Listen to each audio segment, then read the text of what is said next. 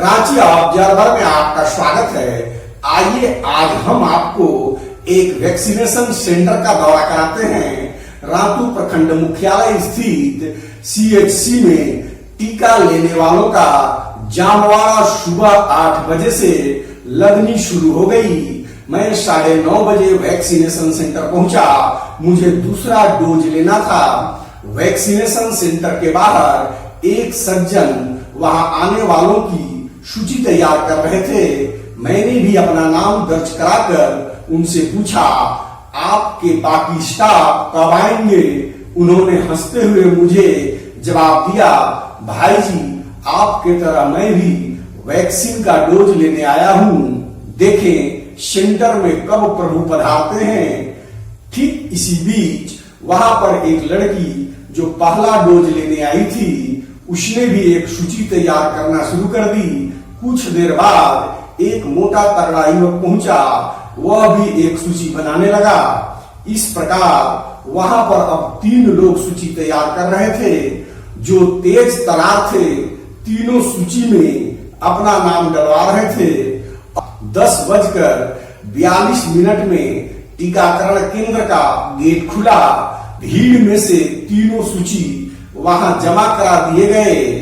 Gate पर कुछ देर तक काफी बहस हुई कि कौन से सूची से टीकाकरण शुरू किया जाए। इसी बीच एक सुरक्षा कर्मी ने 32 नाम के लोगों की एक लाइन लगवा दी, जहां पहले कोरोना टेस्ट किए जा रहे थे, बाद में उन्हें टीकाकरण के लिए भेजा जा रहा था। परंतु अंदर में जो नर्स, कंप्यूटर ऑपरेटर, सुरक्षा कर्मी और स्टाफ थे, उनका दायित्व बनता था कि अपने परिचित और रिश्तेदारों को सीधे एंट्री कराकर पहले टीकाकरण करा ले। भला यह उनका प्रतिष्ठा का भी सवाल था और उनका हक भी बनता था। जो लोग 8 बजे सुबह से टीकाकरण केंद्र के बाहर बैठे थे, उनका कोई परिचित और रिश्तेदार अंदर नहीं था। वे केवल बाहर में हो हल्ला और धक्का मुक्की के सिवाय कुछ नहीं कर सकते थे। यदि ज्यादा हंगामा करते तो वे अराजक तत्व में गिने जाने के भय से संयमित होकर थोड़ी थोड़ी देर में शोर मचाकर चुप्पी साध लेते और आपस में इस व्यवस्था पर चर्चा कर संतोष कर लेते थे। मैं भी वहां मुखदर्शक बना स्थिति को देख रहा था। इतने में दूसरी बार 32 लोगों की वैक्सीनेशन के लिए लाइन लगी, तो मेरा भी लाइन में खड़े होने का सौभाग्य प्राप्त हो गया था।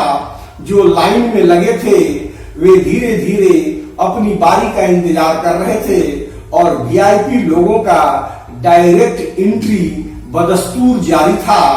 जब मैं खिड़की के पास पहुंचा तो अंदर का नजारा मैंने भी देखा।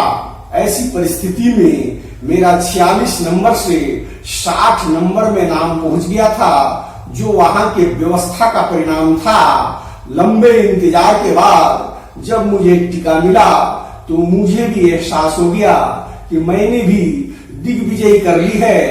टीका लेकर बाहर निकला तो एक युवक ने मुझे बुलाकर वहां ले गया, जहां टीकाकरण के बाद डिस्पोहान और सिरिंज वगैरह फेंके गए थे।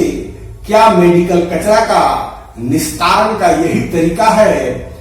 सबसे महत्वपूर्ण बात यह है कि कोरोना महामारी से बचने के लिए लोग मास्क लगा रहे हैं और टीकाकरण करा रहे हैं। ऐसे में मेडिकल कचरा का निस्तारण का यह तरीका अचंभा में डालने वाला तथा लापरवाही से भरा है। जहां पर ये कचरा फेंके गए थे वहां बगल में पहले आग लगाकर निपटारा करने का चिन्ह भी दिखाई पड़ रहा था। यदि ये डिस्पोहान इन्फेक्टेड हो तो परिणाम क्या हो सकता है, इसका अंदाजा लगाया जा सकता है।